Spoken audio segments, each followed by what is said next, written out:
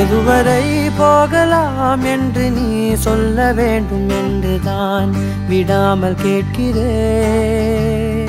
தேன் முத்தங்கள் மட்டுமே போதும் என்று சொல்வதால் தொடாமல் போகிறேன். யார் யாரோ கணக்களில் நாளும் நீ சென்று உலாவுகின்றவள். நீ காணும் கணக்களில் வரும் ஓரான் என்றால் நான் தான் என்னாலும். பூங்காற்றே நீ வீசாதே,